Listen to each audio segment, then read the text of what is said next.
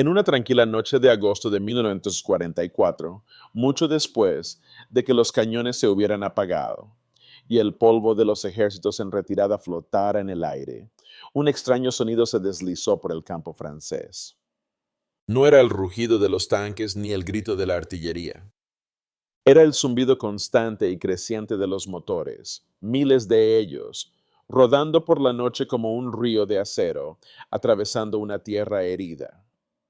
Para los comandantes alemanes que estudiaban sus mapas a millas de distancia, un sonido así debería haber sido imposible.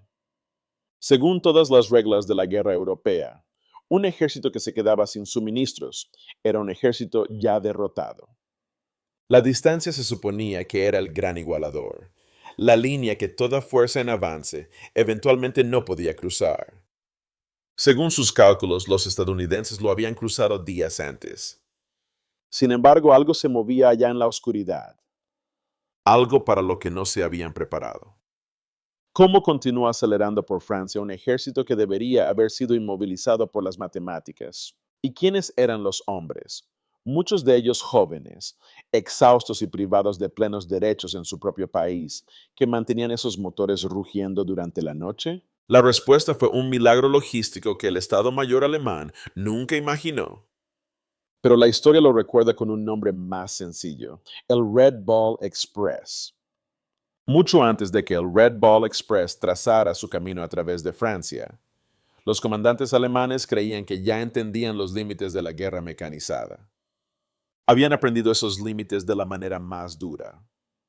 En las vastas estepas de Rusia, sus panzers habían avanzado solo para detenerse cuando las carreteras se convirtieron en barro, cuando los caballos, todavía la columna vertebral de su transporte, se quedaban atrás de las columnas de acero, y cuando las vías del tren de un ancho incorrecto atrapaban suministros a cientos de millas del frente. Para la Wehrmacht, la logística no era una preocupación abstracta. Era la fuerza que había estrangulado sus mayores ofensivas.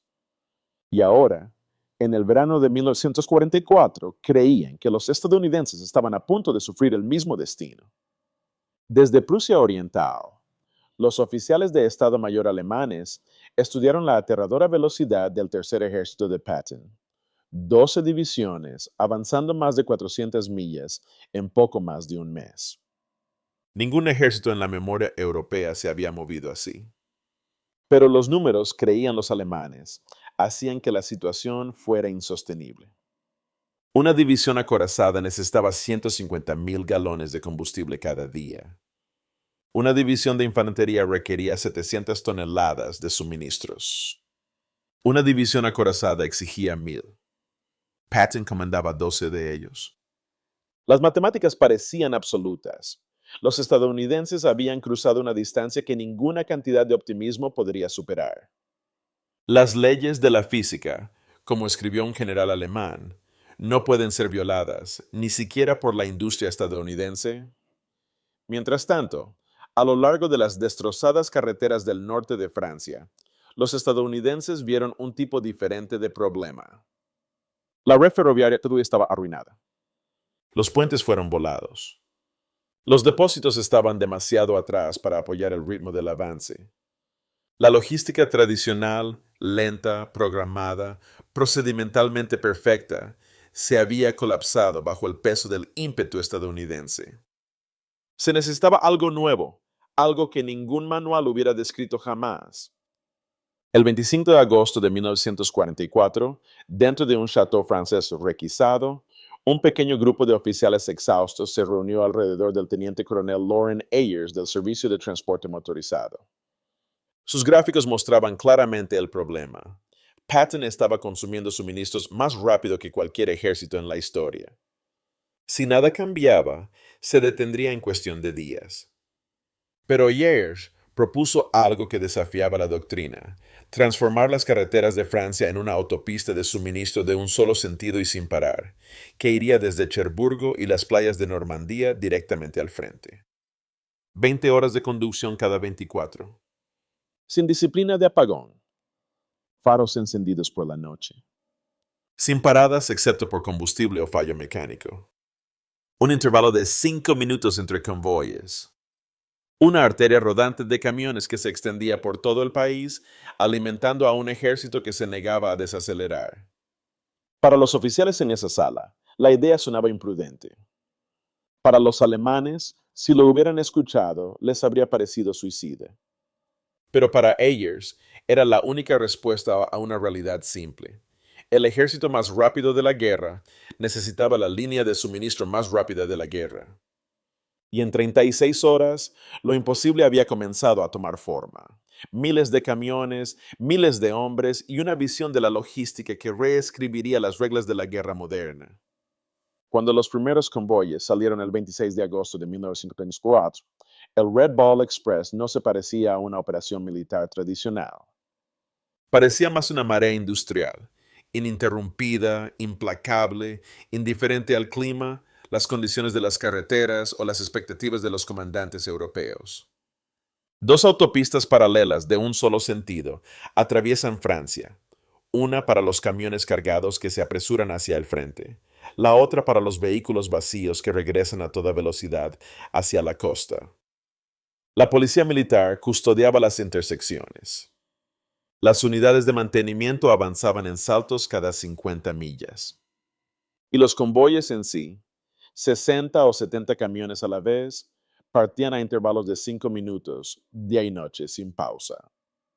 La columna vertebral de este sistema era el camión GMC CCKW de 2,5 toneladas, el Deuce and a Half, una máquina tan estandarizada que los mecánicos estadounidenses podían cambiar un motor en 45 minutos bajo las luces de la carretera.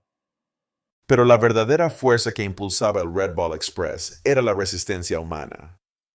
De los 23,000 conductores, aproximadamente 3/4 partes eran soldados afroamericanos que servían en un ejército segregado. Jóvenes a quienes se les negaba la entrada a los restaurantes en casa, pero que ahora eran responsables de mantener vivas las divisiones blindadas de Patton. Pintaron nombres en sus camiones. Detroit a Berlín Expreso, Banco de Sangre de Patton, Hitler, aquí vamos. En cuestión de días, desarrollaron una cultura informal de velocidad, determinación y responsabilidad mutua. Si un vehículo disminuía la velocidad por debajo de las 20 millas por hora, lo empujaban a una zanja. La misión era lo primero. Las unidades de reconocimiento alemanas fueron las primeras en darse cuenta de que algo extraordinario estaba sucediendo.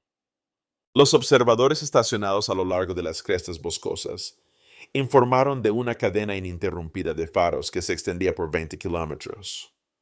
Sin disciplina de apagado, sin espacios, solo movimiento, constante, imprudente, intrépido movimiento. Para la Wehrmacht, esto violaba todos los principios de supervivencia.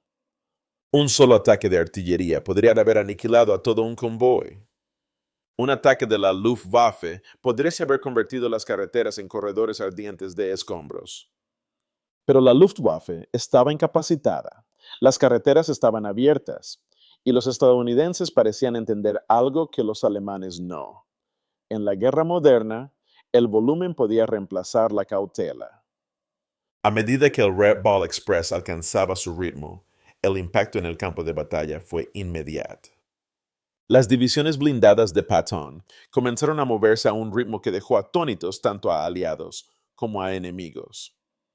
La doctrina alemana calculaba que una unidad blindada podría mantener un avance de 20 millas en un día perfecto. Sin embargo, con los camiones Red Ball esperando en cada punto de reabastecimiento, las divisiones estadounidenses avanzaban rutinariamente entre 40 y 60 millas. El 1 de septiembre, la 4ª División Acorazada avanzó 35 millas antes del mediodía, repostó con los convoyes Red Ball que llegaban y luego recorrió otras 32 millas antes del atardecer. Para los oficiales alemanes que estudiaban esos informes, la incredulidad se convirtió en temor. Heinz Guderian, padre de la Blitzkrieg, se negó al principio a aceptar las cifras. Ninguna máquina podría soportar tantas millas en tan poco tiempo. Pero el tráfico de radio estadounidense interceptado lo confirmó. Lo que los alemanes enfrentaban ya no era la Blitzkrieg tal como la definían. Era una forma de guerra impulsada por un motor industrial que nunca le habían imaginado. Un ritmo implacable posible gracias a miles de conductores que convirtieron las carreteras de Francia en un río de combustible, municiones y impulso. A medida que el ejército de Patton se adentraba más en Francia, el Red Ball Express comenzó a tensarse bajo el mismo éxito que había creado. Cada milla ganada en el campo de batalla añadía otra milla a los camiones detrás de ella, estirando la línea de suministro hacia un punto de ruptura que ningún sistema logístico había enfrentado jamás. A principios de septiembre, un solo viaje de ida y vuelta desde la costa hasta el frente superaba las 700 millas. Los camiones funcionaban casi sin parar. Los conductores, muchos apenas veinteañeros, se esforzaban a través del agotamiento, las alucinaciones y la constante vibración de motores que nunca se enfriaban. Algunos permanecían al volante durante 72 horas, con los ojos ardiendo y las manos temblando por la fatiga y el benzedrina. La falla mecánica se convirtió en una certeza diaria. Aproximadamente 1.800 camiones se averiaban cada 24 horas, colapsando bajo la carga sobrecargada y las suspensiones destrozadas. Las cuadrillas de mantenimiento convirtieron los bordes de las carreteras en talleres improvisados, arrastrándose bajo motores humeantes bajo la lluvia, la oscuridad o el polvo creciente. Desarrollaron un sistema de triaje. 15 minutos para reparar lo que se podía reparar. Cualquier cosa peor era arrastrada a una zanja, desmantelada para obtener piezas y abandonada. A finales de septiembre, más de 5,000 vehículos habían sido consumidos por la operación, más camiones de los que todo el ejército alemán poseía en Francia. El costo humano fue aún mayor. Los accidentes en las estrechas carreteras francesas mataron a cientos de conductores. La niebla causó colisiones en cadena. Los motores sobrecalentados se incendiaron debajo de los camiones cisternas. Un solo error en un convoy nocturno abarrotado podría hacer que un camión cayera por un barranco. Sin embargo, la moral se mantuvo. Los hombres sabían que estaban sosteniendo el avance más rápido en la historia de los aliados, y muchos entendían algo más profundo. Cada milla que recorrían era un golpe contra la ideología nazi que los había declarado inferiores. Pero el Red Ball Express hizo más que mantener el impulso. Remodeló el propio campo de batalla. En Metz, la artillería estadounidense desató un bombardeo que dejó atónitos a los observadores alemanes. 100,000 proyectiles en 24 horas. Los analistas alemanes estimaron que tal bombardeo debería haber requerido 50 camiones cargados de municiones cada hora. El Red Ball lo entregó sin pausa. Luego suministró un excedente del 20%. Mientras tanto, las unidades de artillería alemanas que defendían la misma ciudad estaban racionadas a 50 disparos por cañón por día. El desequilibrio era abrumador. Un lado quemando municiones a escala industrial, el otro rascando el fondo de depósitos vacíos. A mediados de septiembre, la inteligencia alemana creía que el sistema estadounidense estaba comenzando a colapsar. El espacio entre los convoyes aumentó, las velocidades de los camiones disminuyeron y los conductores estaban visiblemente exhaustos. Parecía, por un momento, que Patton finalmente enfrentaría la misma parálisis que había paralizado las ofensivas alemanas en Rusia. Pero en un plazo de 72 horas, los estadounidenses se adaptaron. Crearon puntos de transferencia intermedios que redujeron a la mitad las distancias de los conductores, reorganizaron las rutas, duplicaron las asignaciones de vehículos y establecieron centros de mantenimiento avanzados. Para el 12 de septiembre, lo imposible había vuelto a suceder. El tonelaje diario aumentó. Lo que debería haber sido el punto de quiebre se convirtió en otro impulso de momentum. La lección para los comandantes alemanes fue devastadora. Sus esperanzas de detener a Patton a lo largo del Mosela o en la línea Siegfried dependían de la distancia y el retraso. Pero la distancia había dejado de importar y la demora se había vuelto imposible. El Red Ball Express había absorbido lo peor que la guerra podía lanzarle y en lugar de desacelerar se volvió más fuerte. Para los comandantes estadounidenses que observaban el Red Ball Express en movimiento, La operación reveló una verdad que habían comprendido durante mucho tiempo, pero nunca habían presenciado a tal escala. En la guerra industrial, la logística no era simplemente apoyo, era el brazo decisivo de la estrategia.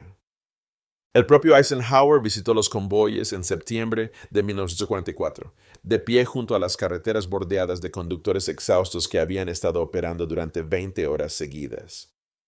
Muchos eran soldados afroamericanos que servían en un ejército segregado, obligados a comer en instalaciones separadas en casa, pero encargados de sostener la fuerza de combate más móvil del continente. Observándolos, Eisenhower comentó que estos hombres estaban ganando la guerra tan seguramente como cualquier infantería, una declaración que resonaría en los debates de la posguerra sobre la integración militar. Para el público estadounidense, el Red Ball Express permaneció en gran medida invisible durante la guerra, eclipsado por el drama de los asaltos de infantería y las batallas de tanques. Pero dentro del ejército provocó una reevaluación de suposiciones mantenidas durante mucho tiempo. La operación demostró que la toma de decisiones descentralizada, la producción en masa y la improvisación rápida podían superar ya la doctrina rígida. Los sargentos y tenientes tomaron decisiones que, en la Wehrmacht, requerían firmas de coroneles. Los depósitos de suministros aparecieron en los campos de la noche a la mañana. Las carreteras se convirtieron en arterias del poder nacional. Los Estados Unidos descubrieron que su fuerza no estaba solo en los tanques o aviones, sino en la capacidad de movilizar toda una sociedad industrial detrás de sus ejércitos. Para los alemanes, el Red Ball Express produjo un ajuste de cuentas estratégico. Los informes que llegaban a Berlín y Prusia Oriental revelaban un enemigo que operaba a un ritmo que ni podían igualar ni interrumpir. Las unidades de la Luftwaffe carecían del combustible y los aviones necesarios para amenazar los convoyes. El bombardeo de artillería resultó inútil contra carreteras constantemente reparadas y rutas constantemente cambiadas. El mariscal de campo von Rundstedt concluyó famosamente que los estadounidenses habían hecho irrelevante la distancia, borrando lo que alguna vez había sido la restricción más confiable en la guerra mecanizada. Por toda Europa, el Red Ball Express también transformó las percepciones civiles. Las ciudades francesas que habían soportado años de escasez bajo la ocupación alemana, ahora observaban interminables corrientes de camiones estadounidenses transportando comida, municiones y gasolina. Los niños se alineaban en las carreteras, recibiendo caramelos, jabón o raciones de conductores que tenían poco, pero aún así daban generosamente. Los convoyes se convirtieron en un símbolo de abundancia, un marcado contraste con la austeridad impuesta por la potencia ocupante. Los informes del Servicio de Inteligencia alemán señalaron que la actividad de resistencia aumentaba donde quiera que pasaba la Red Ball, impulsada no por la propaganda, sino por la simple evidencia de que la liberación venía con recursos, no con tarjetas de racionamiento.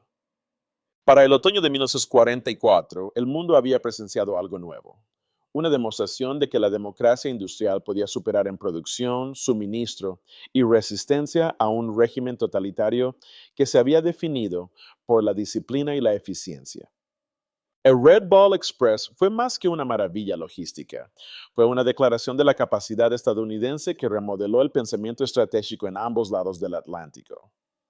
Para cuando el Red Ball Express se detuvo en noviembre de 1944, las carreteras de Francia llevaban las marcas de un milagro que había durado solo 82 días. Surcos profundos en la tierra, puentes reconstruidos apresuradamente, camiones abandonados oxidados en zanjas como memoriales silenciosos a los hombres que se negaron a dejar de conducir. La operación se disolvió casi tan rápido como había aparecido, pero su impacto permaneció, grabado no solo en el paisaje, sino en la misma forma de la victoria aliada. En los meses que siguieron, los oficiales alemanes que estudiaban su derrota llegaron a una conclusión desalentadora. Sus ejércitos no habían sido derrotados únicamente por tácticas superiores o maniobras en el campo de batalla. Habían sido superados por una nación que podía convertir fábricas, ferrocarriles y calles de la ciudad en instrumentos de guerra. En sus últimas interrogaciones, muchos generales alemanes hablaron del shock que sintieron al ver camiones estadounidenses cruzar Francia en columnas interminables. Nos preparamos para sus tanks, admitió uno de ellos. Nunca nos preparamos para sus camiones. Para los Estados Unidos el legado era más grande que una sola campaña. El Red Ball Express demostró que la guerra moderna pertenecía al bando que pudiera entregar combustible, municiones, raciones, piezas de repuesto, hombres, más rápido de lo que cualquier enemigo pudiera destruirlas. Demostró que la logística no era simplemente la columna vertebral de la estrategia, sino su corazón palpitante. Y demostró al mundo que la democracia industrial, con todas sus imperfecciones y contradicciones, podía movilizar una fuerza mayor que la suma de sus partes.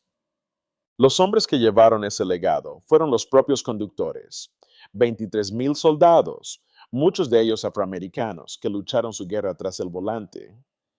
Enfrentaron el agotamiento, el peligro, la discriminación y la fría indiferencia de la historia.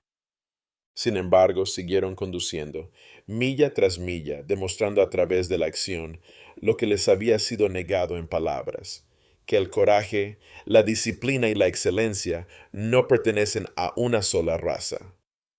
Su contribución ayudó a sentar las bases para una América diferente después de la guerra, una que eventualmente reconocería la injusticia de la segregación y el poder de aquellos que habían servido bajo su sombra. Hoy en día, las lecciones del Red Ball Express todavía resuenan en cada conflicto moderno. La logística determina el impulso. El impulso moldea la estrategia. Y la estrategia decide el destino de las naciones. Los convoyes que rugieron a través de Francia a 35 millas por hora hicieron más que mantener a Patton en movimiento. Redefinieron lo que significaba la victoria en la era industrial. ¿Y tú? Cuando piensas en esta extraordinaria operación, ¿qué es lo que más destaca? La escala, el sacrificio, la sorprendente verdad de que los camiones, no los tanques, pueden haber sido el arma más decisiva de 1944. Comparte tus pensamientos a continuación. Y si te gustaría explorar más historias donde la guerra, la historia y la resistencia humana chocan, únete a nosotros para el próximo capítulo.